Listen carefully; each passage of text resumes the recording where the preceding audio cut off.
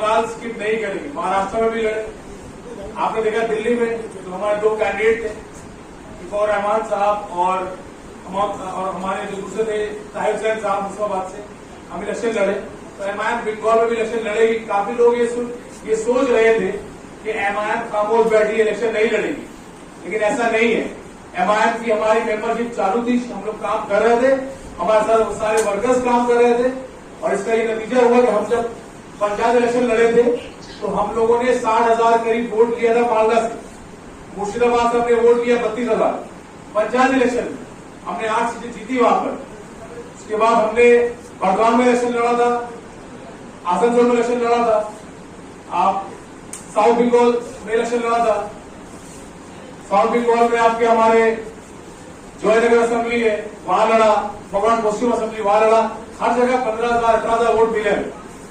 तो एमआईएम मजबूत है। और हम जब अभी आपके सामने जो प्रेस करने बैठे हैं, असदुद्दीन भाई साहब जो हमारे पार्टी के प्रेसिडेंट है, बैरिस्टर साहब, उनसे हम मिले जाकर, उनसे सारी बातें कही। उन्होंने बताया कि नहीं इलेक्शन लड़ना है, और उनको सारा हमने डिटेल बताया। तो उनके इंस्ट्रक्शन पर ये प्रेस कॉन्फ्रेंस हो रही है, और हम आज एक दो अनाउंसमेंट करने जा रहे हैं यहाँ पर। पहली बात तो ये, अभी हम बहुत सारे मुद्दा सुन रहे हैं। जेपीसी की मीटिंग भी हुई कोलकाता में, पूरे इंडिया में हुई वक्फ बोर्ड को लेकर। वक्फ बोर्ड को लेकर हम बंगाल में, हम बंगाल की सरकार की बात कर रहे हैं, ममता गवर्नमेंट है या टीएमसी गवर्नमेंट है। आप बताइए, ये सरकार खामोश बैठी है इसके लिए, वक्फ बोर्ड के लिए क्या कर रही है? आज हिंदुस्तान में अगर सबसे ज्यादा वक्फ प्रॉपर्टीज है तो वो बंगाल में है, जो इंक्रोचमेंट हुआ है। तो करीब 8-10 साल पहले डेटा में हमारे एक भाई मुझे बता रहे थे, जो वक्फ बोर्ड वक्फ के ऊपर नजर निगाह रखते हैं और उस पर काम करते हैं, बोले 8,211 वक्फ स्टेट 10 साल पहले, 8-10 साल पहले इंक्रोचमेंट हाथ में था उनका। अभी बता रहे 6,900, 80,000 से ज्यादा वक्फ स्टेट बंगाल में है, और करीब 8,000 स्टेट इंक्रोचमेंट।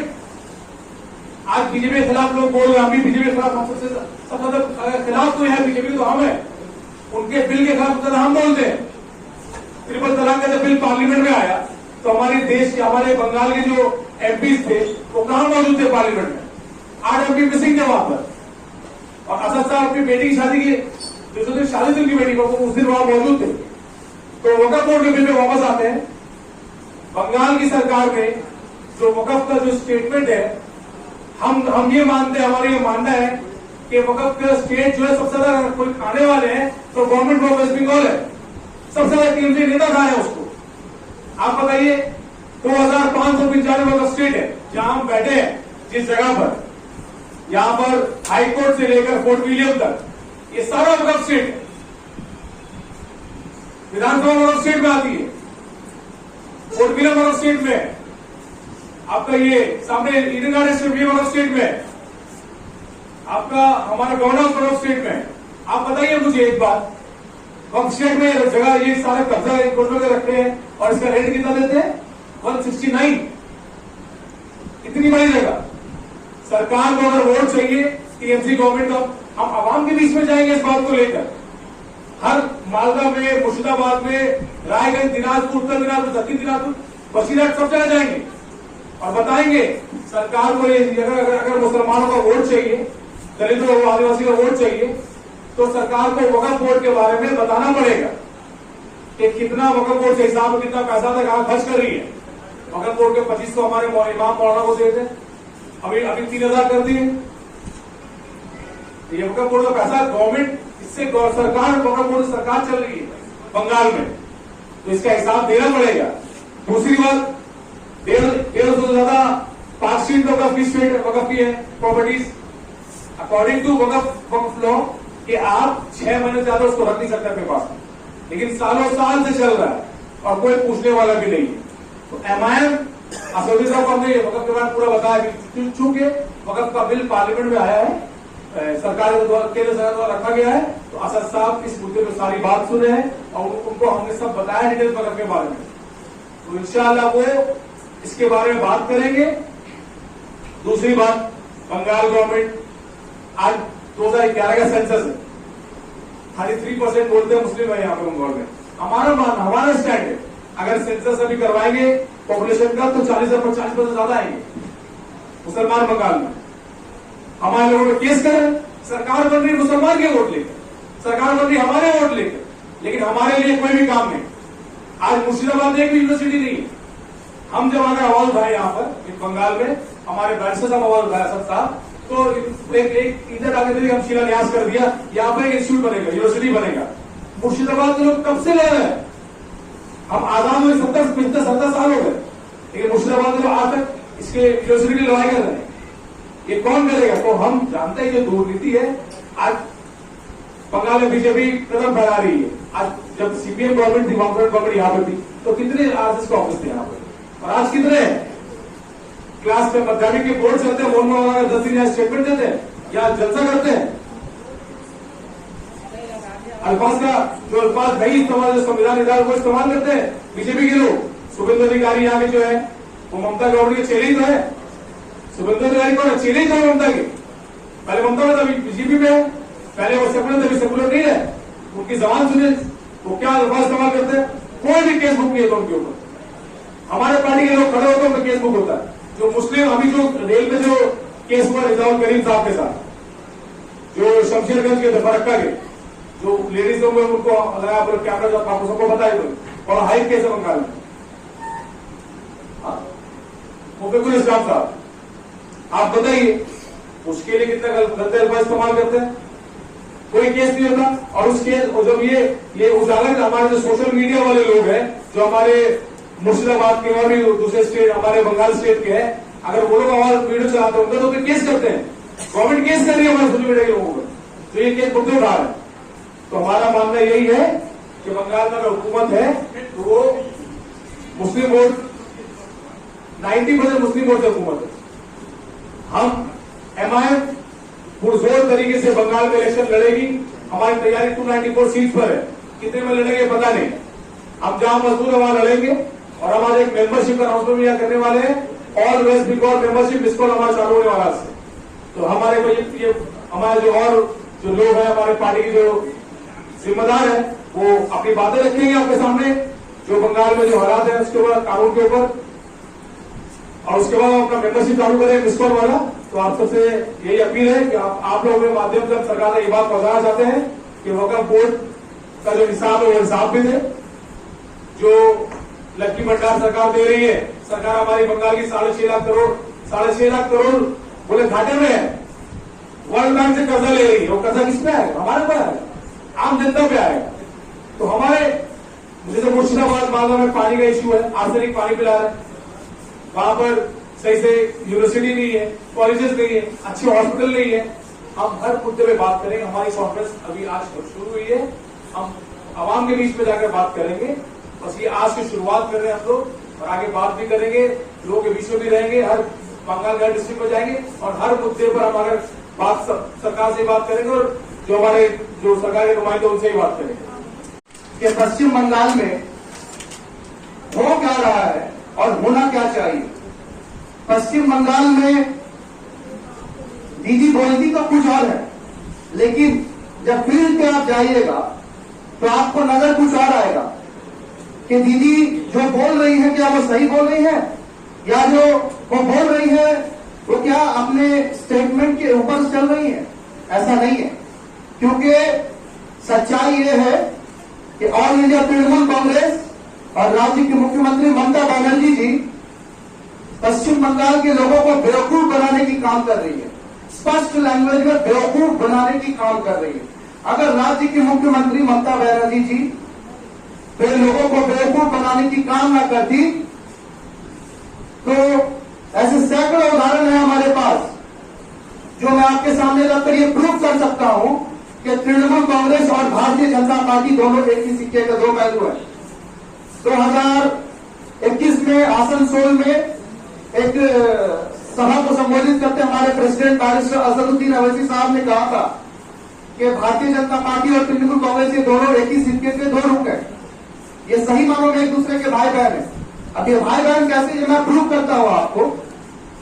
1.5 साल पहले दीदी ने नवान्नों में बैठकर कहा था कि आरएसएस हारत नय, आरएसएस ভালো, आरएसएस এর লোকগুলো খারাপ। तो मैं आप मीडिया के माध्यम से राज्य की मुख्यमंत्री ममता बनर्जी जी से पूछना चाहता हूं कि आप किसके बेवकूफ बना रही हैं। जब आपकी इलेक्शंस आती है तो आपको माइनॉरिटीज, एससी, एसटी, ओबीसी का वोट अच्छा लगता है, और जब आपकी इलेक्शन पार हो जाती है तो आपको यही माइनॉरिटीज, यही एससी, यही एसटी, यही ओबीसी थर्ड क्लास लगते हैं, बैकवर्ड लगते हैं। ये दोहरी राजनीति हम लोग पश्चिम बंगाल में चलने नहीं देंगे। हमारे बैरिस्टर असदुद्दीन अवैसी साहब के निर्देश पे, उनके लीडरशिप में जिस तरह पूरे हिंदुस्तान में ऑल इंडिया मजलिस इत्तेहादुल मुस्लिमीन एक ताकतवर ताकत बनकर खड़ी हो रही है, उसी तरह पश्चिम बंगाल में भी 2026 को लेकर एक बहुत बड़ी प्लानिंग चल रही है, जिसका आगाज स्टार्टअप आज कोलकाता प्रेस क्लब से शुरू हो चुका है। और अभी जैसा हिमांशु सोलंकी साहब बता रहे थे कि हमारा पूरे वेस्ट बंगाल में ज्वाइनिंग अभियान शुरू होने वाला है, बहुत जल्द शुरू होगा। और भी बहुत सारी मुद्दे हैं, आप देखिए ना, मैं एक छोटी सी एग्जांपल आपको देता हूं।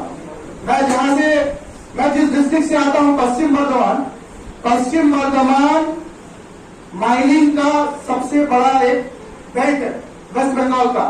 आप देखिए वेस्ट बंगाल का इतना बड़ा माइनिंग बेल्ट, जिस विधानसभा से आसनसोल उत्तर असेंबली से माननीय मंत्री मलय घटक जी आते हैं, आपको बताता चलूं माननीय मंत्री मलय घटक जी पूरे पश्चिम बंगाल के कानून मंत्री हैं, और एक कानून मंत्री के अपने विधानसभा में ड्रग्स का खुलेआम बिजनेस हो रहा है।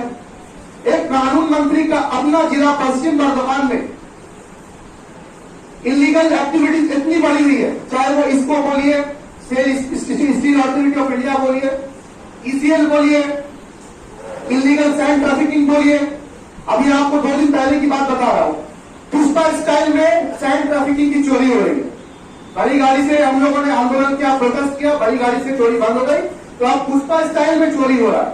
तो अब आप इससे अंदाजा लगा सकते हैं कि तृणमूल कांग्रेस और भारतीय जनता पार्टी के दोनों एक है, क्योंकि उसके 2 दिन पहले ही पश्चिम बंगाल, पश्चिम बर्धमान में भारतीय जनता पार्टी के अपने ही लोग उन पे एलिगेशन लगा रहे हैं कि ये गठबंधन सरकार है, गठबंधन खा रही है। अब आप सोच लीजिए, भारतीय जनता पार्टी ताकत में नहीं है तो वो गठबंधन वहां ले रहे हैं। उसके बाद वहां के कानून मंत्री, जो पूरे पश्चिम बंगाल के कानून मंत्री हैं, अब आप सोचिए उनके अपने विधानसभा में ड्रग्स का लूट छूट का बाजार चल रहा है, इलीगल एक्टिविटीज का बाजार चल रहा है। तो ये क्या बताना चाह रही है तृणमूल कांग्रेस, और क्या बोलना चाह रही है लोग? माननीय मंत्री मलय घटक जी और उनकी दीदी मुख्यमंत्री जी जीत कर तीसरी बार इन्होंने सरकार बनाई। 3 बार से ये लोग वादा कर रहे हैं। आसनसोल उत्तर असेंबली में गरवी नदी का नाम सुना होगा आप लोगों ने। गरवी नदी आज के डेट में बहुत ही वाइटल इंपॉर्टेंट इशू है आसनसोल के लिए, खास करके क्योंकि हर साल वहां पे 3 से 4 लोगों की जान जाती है। 2011 में जब दीदी की सरकार नहीं थी तो उससे पहले ये लोग पूरी की पूरी ढोल पीट कर आए कि वेस्ट बंगाल में आसनसोल में हम लोग गरवी नदी को डेवलप करेंगे, हेल्थ इश्यू को देंगे, वहां पे हेल्थ का अच्छा उपाय देंगे, ड्रग्स एक्टिविटीज को बंद करेंगे। तो कहां हो रहा है?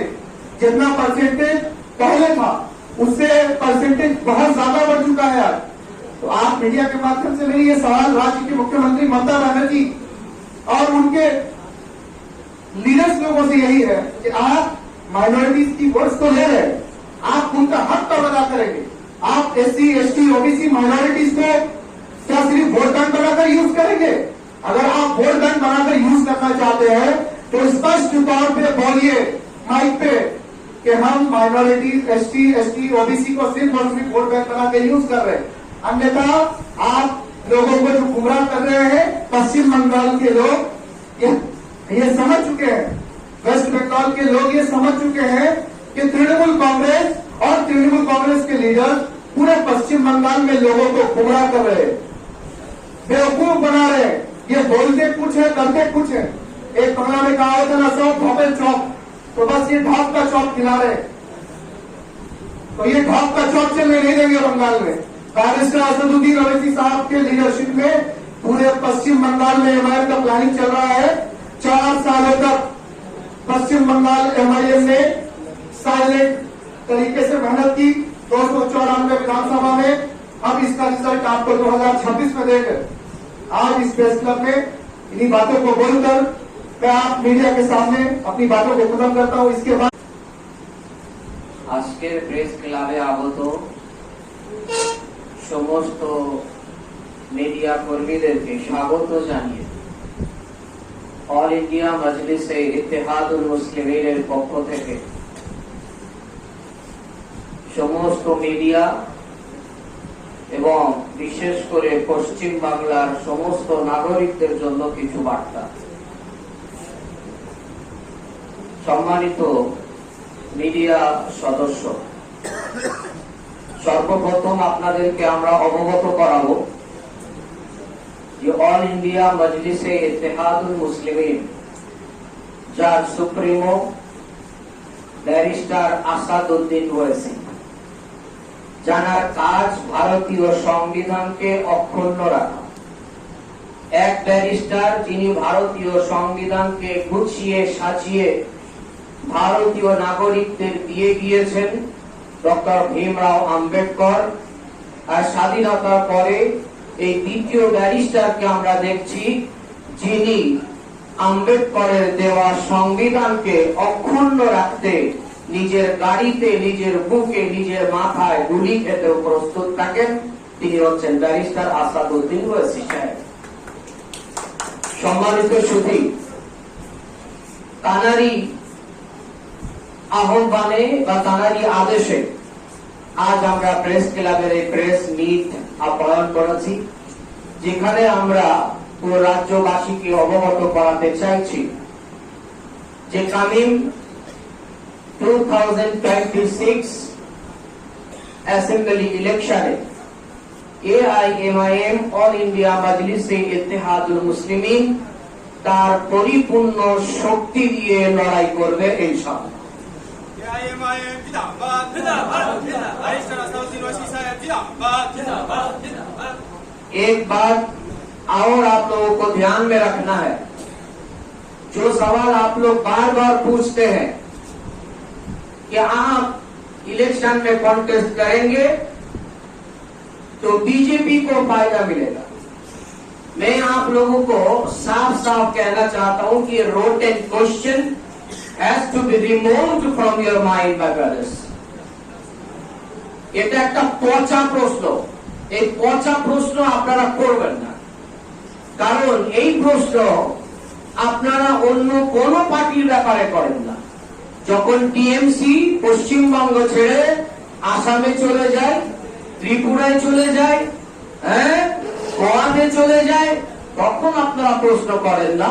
যখন লেফট কেরালা ছেড়ে অন্য অন্য রাজ্যে চলে যায়, তখন আপনারা প্রশ্ন করেন না।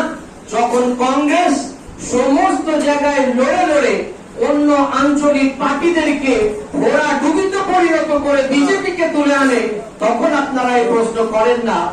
আর AIMIM ব্যারিস্টার আসাদউদ্দিন ওয়াইসি সাহেবের নেতৃত্বে যখন কন্টেস্ট করতে চায়, তখনই আপনাদের দিমাগে, মগজে এই প্রশ্নগুলো আসে।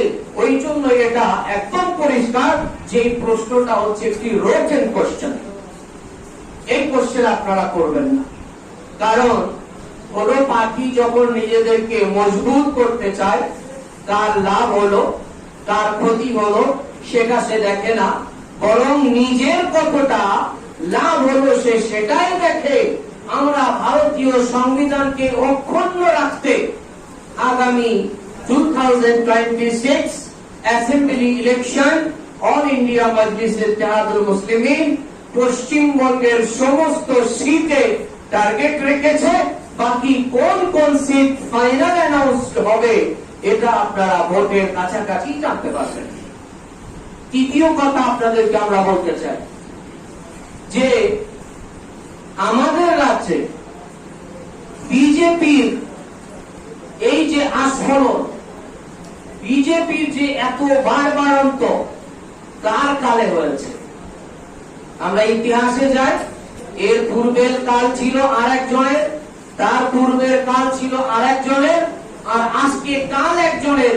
কার কালে বিজেপির আস্ফলন বারবারন্ত এই পশ্চিম বাংলার মাটিতে ঘটেছে। এটা আমাদের সকলের কাছে সূর্যের মতো দেবালোকের মতো পরিষ্কার। সুতরাং ও আসলে বিজেপি আসবে, ও আসলে বিজেপি আসবে, এই সব কথাগুলো পকেটে রাখেন। কারণ বিজেপি দলটা যারা পশ্চিম বাংলায় পরিচালনা করে সব কটা আপনার প্রোডাক্ট দিদি, সব কটা আপনার প্রোডাকশন। এরা আপনার কাছ থেকে রাজনীতি শিখেছে, এরা আপনার কাছ থেকে নিয়েছে, ফলে মোটা মোটা হয়েছে, আর এখন তারা বিজেপির দলটাকে পরিচালনা করছে। আমি আপনাদেরকে আহ্বান জানাই যে আপনারা যে প্রোডাকশন তৈরি করে তাদেরকে দিয়েছেন, আপনাদের প্রোডাকশন গুলো আপনারা ফেরত নিন। দেখুন বিজেপি জিরোতে যদি না আসে তাহলে আমাকে বলে রাখবেন কথা, আপনাদের প্রোডাকশন গুলো আপনারা ফেরত নিন। হ্যাঁ, শুভেন্দু থেকে শুরু করে নিয়ে সব করে আপনাদের প্রোডাকশন, এদেরকে ফেরত নিন আপনারা। দেখুন এই দেশ বিরোধী, দেশের শান্তি বিরোধী, দেশের আইন বিরোধী এই শক্তি পরাস্ত হয় কিনা সেটা আপনারা দেখবেন। সুতরাং আমাদের ভোটে লড়া নিয়ে আপনারা আর কোন বিরূপ মন্তব্য করবেন না, আর যদি করতেও থাকেন আশা করি আমাদের কোনো ক্ষতি হবে না। আমরা কারোর মন্তব্যে না খুশি হই, আর না কারোর মন্তব্যে আমরা দুঃখ পাই। কারণ আমরা আমাদের অধিকার অর্জনের জন্য লড়াই। कौन हमें तारीफ करता है ना इसे हम क्या करते हैं, और कौन हमें बदनाम करता है ना इसे हम क्या करते हैं। कौन हमें कठुआ बोलता है ना हम इसे क्या करते हैं, और कौन हमें सही बोलता है इसे हम क्या करते हैं। हम क्या करते हैं, ये जिसके सर पे तेल नहीं है उसके सर पे तेल डालो ताकि उसका सर ठंडा रहे, और जिसके सर से तेल नीचे आ रहा है उसके सर पे तेल डालना तो दूर की बात है, बल्कि तेल और पूछ लो, पूछ के दूसरे के सर पे तेल डालो जिसके सर पे तेल नहीं है। ये मैसेज हम आप लोगों को देना चाहते हैं।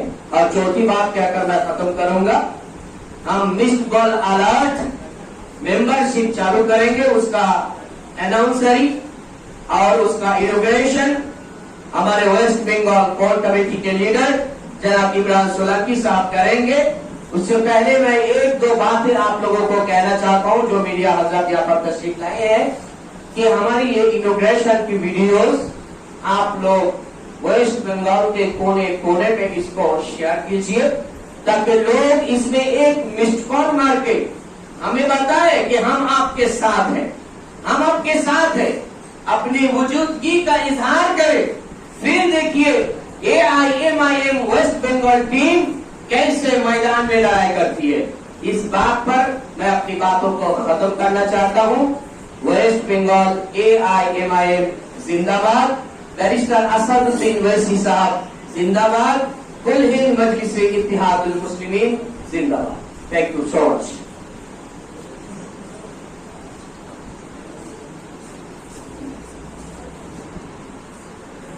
अभी आप लोगों के सामने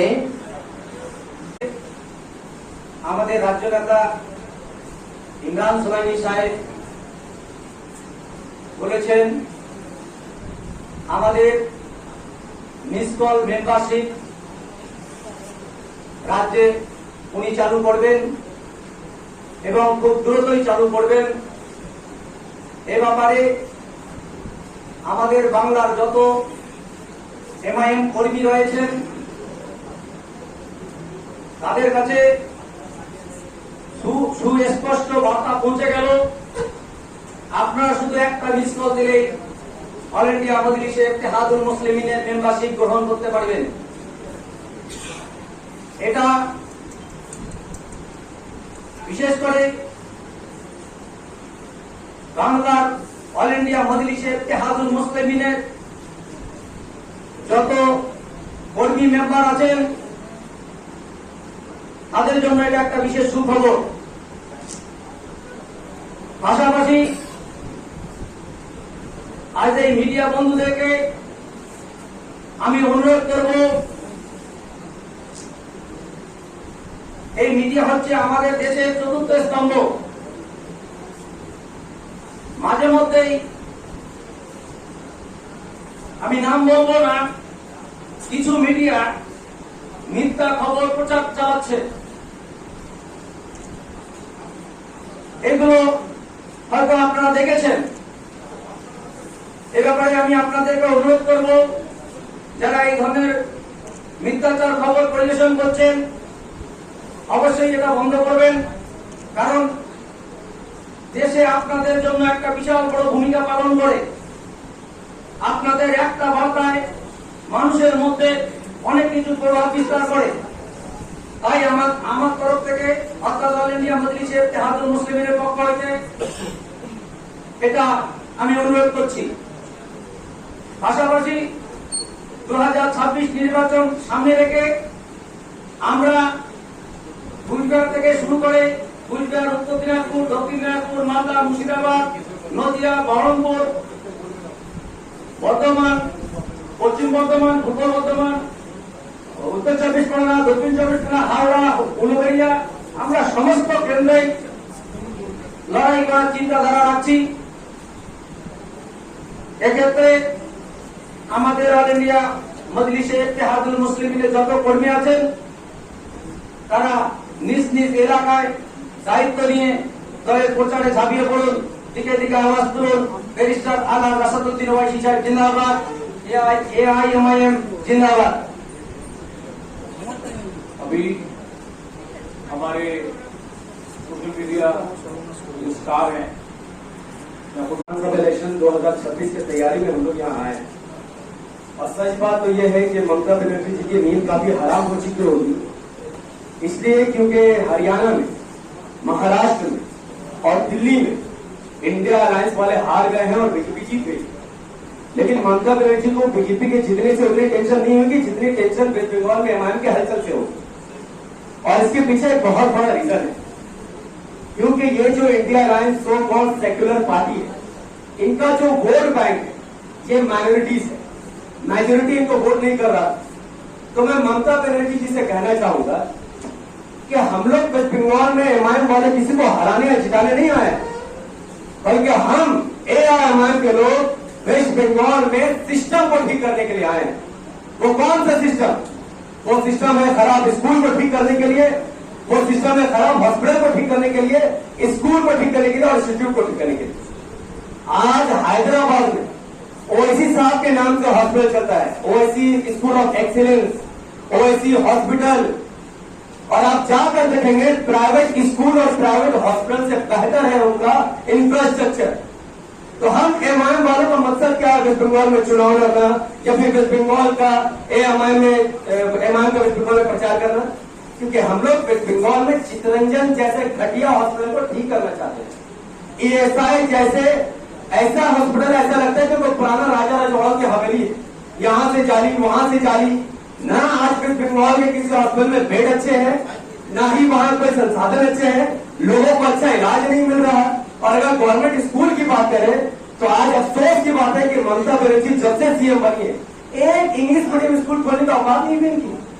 आज वेस्ट बंगाल में हिंदू हो या मुसलमान, सिख हो या ईसाई अपने बच्चों को इंग्लिश मीडियम स्कूल में पढ़ाना चाहता है, लेकिन है ही नहीं। जब सरकारी इंग्लिश मीडियम स्कूल ही नहीं है तो हर महीना 2000-5000 रुपए प्राइवेट स्कूल को यहाँ की जनता कैसे देगी? तो हम एमआईएम के लोग यहाँ पर कोई धर्म की राजनीति करने नहीं आए हैं, बल्कि उन लोगों की मदद करने आए हैं जो लोग सरकार द्वारा दबाए जा रहे हैं, जो लोग पढ़ाई में पैसे खर्चा नहीं करना चाहते, जो लोग इलाज में पैसे खर्च करने जिनके पास जेब में पैसे नहीं है। एक रिक्शा चलाने वाला अपने बच्चों को अच्छा शिक्षा देना चाहता है, लेकिन सरकारी स्कूल इतना खराब है कि वो मजबूरी में अपने बच्चों को प्राइवेट में डालता है। और प्राइवेट में जब उसको एडमिशन कराने की बारी आती है तो उससे 10,000 रुपए लिए जाते हैं और हर महीने उससे कहा जाता है कि आप 2,000 रुपए फीस दो। तो मैं आपसे पूछता हूँ, आप में से जो लोग भी किसी भी पार्टी का सपोर्ट करते हो या ना करते हो, क्या ये बात सच नहीं है कि एक रिक्शा चलाने वाला या एक मिडिल क्लास अपने बच्चे को बहुत मुश्किल से प्राइवेट में पढ़ा रहा है क्योंकि सरकार ने अच्छे सरकारी स्कूल नहीं खोले? और हम वेस्ट बंगाल में एमआईएम के लोग इसीलिए तो आए हैं कि सरकार पर दबाव बने। ममता बनर्जी ये ना सोचे कि वो एक तरफा चादर फैलाकर सोती रहेंगी, हर बार सीएम बनती रहेंगी, हर बार टीएमसी की सरकार बनती रहेगी और कोई आवाज उठाने वाला नहीं होगा। बीजेपी वही सरकार बनाती है जहां पर रीजनल पार्टी अच्छा काम नहीं करती। बीजेपी को लोग इसलिए वोट नहीं करते क्योंकि वो लोग बीजेपी से मोहब्बत करते हैं। बल्कि बीजेपी को इसलिए लोग वोट करते हैं क्योंकि वो सरकार से नाराज रहते हैं और जानबूझकर बीजेपी को लाते हैं ताकि बीजेपी वाले उनको सबक सिखाए, क्योंकि वो लोग भी जानते हैं कि बीजेपी खुद ना काम करेगी ना किसी को करने देगी। ये जितनी पार्टी है, चाहे वो इंडिया अलायंस में हो या इंडिया अलायंस में हो, टीएमसी हो या बीजेपी हो, विकास करना इनका मकसद नहीं है और ना ही कभी रहेगा ना कभी था। भारत की इकलौती हमारी ऐसी पार्टी है जो स्कूल कॉलेज हॉस्पिटल बनाने के लिए आपसे वोट मांगती है। हम लोग इसलिए आपसे वोट नहीं मांगते हैं कि जहां मुसलमान ज्यादा वहां आप हमको वोट करो, जहां हिंदू ज्यादा वहां बीजेपी को वोट दें। हम कहते हैं जो गरीब है, चाहे वो ईमान में हो या बीजेपी सपोर्ट करे या हिंदू या मुसलमान, आप ईमान को इसलिए वोट दो क्योंकि हम आपको स्कूल बना कर देंगे, आपको ऐसा स्कूल बना कर देंगे जहां पर आपके बच्चे पढ़ेंगे लिखेंगे और आगे जाकर कामयाबी की दुनिया चुनेंगे। तो मैं मोहम्मद रफी साहब पूरी जिम्मेदारी से आपसे कहता हूं कि वेस्ट बंगाल में ना कभी हमारे ने कोई धर्म की राजनीति की थी, न ही आने वाले वक्त में करेंगे। हमारा मुद्दा सिर्फ अच्छा स्कूल, अच्छा कॉलेज, अच्छा हॉस्पिटल और लोगों को रोजगार दिलाना है। और वही अपनी बात को खत्म करता हूं और हाथ जोड़ से ममता बनर्जी जी से रिक्वेस्ट करता हूं कि आप सादा साड़ी, सादा चप्पल, सादा कपड़ा जो पहने हैं पहनो, इससे वेस्ट बंगाल का कोई विकास नहीं होने वाला है। और आप प्लीज बराबर मेहरबानी करके, आप हिंदू है, मुसलमान नहीं है, आप अपने जबान से अल्लाह रसूल का नाम लेना छोड़ दीजिए, मुसलमानों के महफिलों में जाना छोड़ दीजिए। अगर आपको मुसलमानों से मोहब्बत है तो मुस्लिम इलाकों में स्कूल कॉलेज और हॉस्पिटल खोलिए, वरना अल्लाह रसूल का नाम लेकर आएंगे। सीमा भट्टाचार्य मैडम, मैं बहुत इज्जत करता हूँ, उनकी मेरी बड़ी बहन है, तो मैं उनको 2 अल्फाज बोलने की इजाजत बोलता हूँ। নমস্কার। প্রথমেই মিডিয়ার বন্ধুদের বলি, আজকে আমাদের পাশে থেকে আপনারা আমাদের যে মনোবল বাড়িয়েছেন তার জন্য আপনাদের অনেক ধন্যবাদ। আপনারা সমাজের দর্পণ, আপনারা এই সমাজকে এগিয়ে নিয়ে যান। তো আমাদের প্রতিষ্ঠা সবসময় থাকবে সমাজের প্রত্যেক মানুষকে তার অধিকার বুঝে দিতে এবং মানুষকে সামনের দিকে এগিয়ে নিয়ে যেতে। তো আপনাদের পাশে আমরা খুবই গর্বিত আজকে। আর দ্বিতীয় কথা বলি, আজকে আমাদের যারা সহযোগিতা আছেন তারা অনেক দিন ধৈর্য ধরেছেন, অনেক শক্তিশালী করে তুলেছেন আজকে আমাদের, তার জন্যই আজকে আমাদের এইভাবে এখানে একত্রিত হওয়া। তো আমি আমার সকল সহযোদ্ধাদের স্যালুট জানাতে চাই। আর তার সাথে এটুকু বলি, বাংলার প্রত্যেকটা মা, প্রত্যেকটা বোন, আমরা কেউ কিন্তু ভিক্ষার রাজনীতিতে বিশ্বাসী নই এবং ভিক্ষা নেওয়ার জন্য আমরা হাত পেতে বসে নিই। আমাদের শিক্ষা চাই, আমাদের সূর্যের আলোর মতো দীপ্ত হতে সেই সাহায্য করতে হবে এবং সব থেকে বড় কথা, আমরা শিক্ষা চাই, চাকরি চাই এবং আমাদের অধিকার আমরা বুঝে নিতে চাই। কোন রকম শিক্ষার জন্য হাত পেতে আমরা কিন্তু জন্মগ্রহণ করিনি, কারণ কোনো মা যখন তার সন্তানকে মানুষ করে, একটা বাচ্চা যখন বড় হয়ে যায় তখন সে শিক্ষার জন্য হাত পাতবে, সেই জায়গা কোনো মাই কিন্তু সেই স্বপ্ন দেখে না। প্রত্যেক মা যে স্বপ্ন দেখে সেটাকে যদি বাস্তবে রূপায়িত করতে পারি, সেই জন্যই আমাদের রাজনৈতিক দলে আসার দল করা। আশা করি আমরা আমাদের লক্ষ্যে পৌঁছতে পারবো যদি আপনারা আমাদের পাশে থাকেন। ধন্যবাদ। আমার জেলা প্রশাসন, মুর্শিদাবাদ ডিস্ট্রিক্টের প্রশাসন এবং সেখানকার এসপি সাহেব বিমকে তারা আটকানোর পুরো চেষ্টা করছে। আমার উপরে আমি সেই এলাকায় দুর্নীতি, গ্রাম বাংলায় তৃণমূলের নেতারা যেভাবে দুর্নীতি করে, এই দুর্নীতির বিরুদ্ধে কথা বলার জন্য এরা আমাদের 21-এর নির্বাচনের আগেও এরা আমার উপরে 6টা এফআইআর করে আমাকে গ্রেপ্তারও করেছিল। কিছুদিন আমি জেলেও ছিলাম। আবার ব্যারিস্টার আসাদুদ্দিন ওয়াইসি সাহেব ঈদের পরে আসার যখন আলোচনা আমরা করছি, মানুষের কাছে যখন আমরা মেসেজ পৌঁছাচ্ছি, এই প্রশাসন আমার উপরে এফআইআর করেছে। রাত 12টার সময় আমার ঘরে যাচ্ছে, আমার ঘরে আমি থাকি না, আমার বয়স্ক মা একাই থাকে, তাকে চমকাচ্ছে, তার বয়স্ক মাকে প্রেসার দিচ্ছে যে আপনার ছেলে যেন তৃণমূল জয়েন করে। এবং আমি মিডিয়ার মাধ্যমেই আমি রাজ্য প্রশাসন এবং রাজ্য সরকারকে জানাতে চাই, আপনারা যত প্রতিক্রিয়া দেন, বিমকে বাংলায়, খাস করে মুর্শিদাবাদে আটকাতে পারবেন না। কেস দিচ্ছে, ঠিক আছে, আমার আইনজীবীরা সেটা কোর্টের মাধ্যমে দেখে নেবে, কিন্তু আপনারা একজনকে তুলবেন, 1000 বিমের কর্মী রাস্তা জাম করবে আগামী দিনে, এটা আপনি মনে রাখবেন। 26 को लेकर बैरिस्टर असदुद्दीन ओवैसी साहब से अपनी हम लोग मिले थे जाकर, हमारे वेस्ट बंगाल के ऑब्जर्वर माहिद हुसैन साहब से भी मुलाकात हुई थी। 2026 को लेकर हमारा 3 मुद्दा है, अच्छी शिक्षा, बेहतर रोजगार और सबसे बड़ा एक जो पॉइंट है लीडरशिप। आज के डेट में वेस्ट बंगाल में लीडरशिप की खात्मा हो चुकी है। सिर्फ ये दादा वो दीदी वो भैया के कंधे पे कब तक जिम्मेदारी देख रहे हैं? अपनी लीडरशिप चाहिए। तो अपनी लीडरशिप के लिए बैरिस्टर असदुद्दीन ओवैसी साहब ने कहा है तो वेस्ट बंगाल आ रहे हैं। पहले रैपिड न्यूज़ में आपका खैर मकतब है। इमरान सोलंकी साहब और MIM के जितने भी लीडरान हैं, कारकुनान हैं, उनका रैपिड न्यूज़ में वेलकम। इमरान भाई, सवाल ये है कि अभी आपने जो प्रेस कॉन्फ्रेंस किया है, तो आइंदा इलेक्शन 2026 में जो असेंबली का हो रहा है मगरबी बंगाल में, उसके पेश नज़र तो कुछ लोगों का कहना ये है कि आप लोग हमेशा बंगाल में और कलकत्ता में आते हैं इलेक्शन के वक्त में, इलेक्शन की तैयारी के दौरान। इलेक्शन ख़त्म हो जाता है, इसके बाद आप भी चले जाते हैं, नमूदार होके गायब हो जाते हैं। हम पंचायत तो इलेक्शन, इसका विधानसभा इलेक्शन भी लड़े, पंचायत भी लड़े, हमारे लोग काम कर रहे हैं। अगर आप जाकर देखिएगा फेसबुक में हमारे जो पार्टी के जो लीडरान काम कर रहे हैं, आप जरा देखिए कितने हम लोग डेपुटेशन दिया। हम लोग पूरे साल भर काम कर रहे हैं। ये नहीं कि अभी आपके सामने शायद आपकी नज़र में आज पड़े हैं, लेकिन ये लोगों की बात नहीं। जो लोग नहीं देख रहे हैं वो शायद बोलते होंगे, बट जो लोग देख रहे हैं वो नहीं बोलते। सब बात हम काम कंटिन्यू कर रहे हैं। अवामी बहुत सारे मसाइल हैं मुसलमानों के और भी गैर मुस्लिमों के, जैसे WBCS में अभी उर्दू को ख़त्म कर दिया गया है, और इसके अलावा यूनानी कॉलेज भी तो एक है, खत्म के कगार पर है, एक ही है, खत्म के कगार पर है। तो लड़ेंगे सब चीज, जितने मुद्दे सब पे लड़ेंगे हम लोग। अच्छा, आप जो असेंबली इलेक्शन के बाद फौरन ही आ रहा है कारपोरेशन का इलेक्शन, कलकत्ता म्यूनिसिपल कॉर्पोरेशन और हावड़ा म्यूनिसिपल कॉर्पोरेशन, क्या इसमें आप मतलब रहेंगे? बिल्कुल रहेंगे। तो जमीनी पार्टी है, हम बिल्कुल लड़ेंगे। आप लोग कलकत्ता और हावड़ा डिस्ट्रिक्ट में जमीनी सतह पे क्या कर रहे हैं अभी? हमारा काम चल रहा है, जो भी जितने भी हमारे मेंबर्स अभी आज मेंबरशिप शुरू की है हमारे से, और जो लोगों के मसाइल है उनके लिए बात कर रहे हैं, उनके दरमियान में जा रहे हैं। कहीं भी कुछ भी मसाइल होते हैं, हमारे लोग वहाँ पहुँच जाते हैं।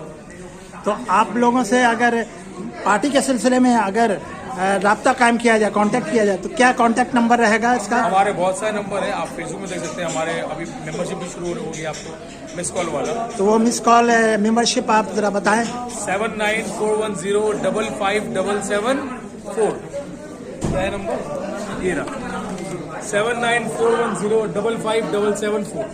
मिस कॉल करिए और MIM के मेंबर्स बनिए। मजबूर नहीं, मजबूत बनिए। ये हमारी लड़ाई है, इसमें हमारा साथ दीजिए। बैरिस्टर असद साहब आपके लिए खड़े हैं, आपके लड़ाई लड़ रहे हैं। हम आपसे उम्मीद करते हैं कि आप भी हमारा साथ दें। हम लोग बहुत मामूली इंसान हैं, मामूली लोग हैं। ये लड़ाई बहुत बड़ी हमारी, जो हमें लड़नी है। आपके साथ के बिना, आवाम के साथ नहीं हो सकती। आज की प्रेस कॉन्फ्रेंस के बाद आपका आइंदा का लाया अमल क्या है? वो सामने आएगा। हम अभी अफ्तार की दावत सब सारे डिस्ट्रिक्ट में हमारे अफ्तार की दावतें हो रही हैं, और अभी शुरू हो जाएंगी सारे डिस्ट्रिक्ट में। अभी जो मुद्दा चल रहा है रेलवे में, जिनके हमारे भाई के जो फाल उठाया गया, उसके लिए हम प्रोटेस्ट करने वाले हैं मालदा में। यही बताने साथ सब कुछ होने वाला है। शुक्रिया।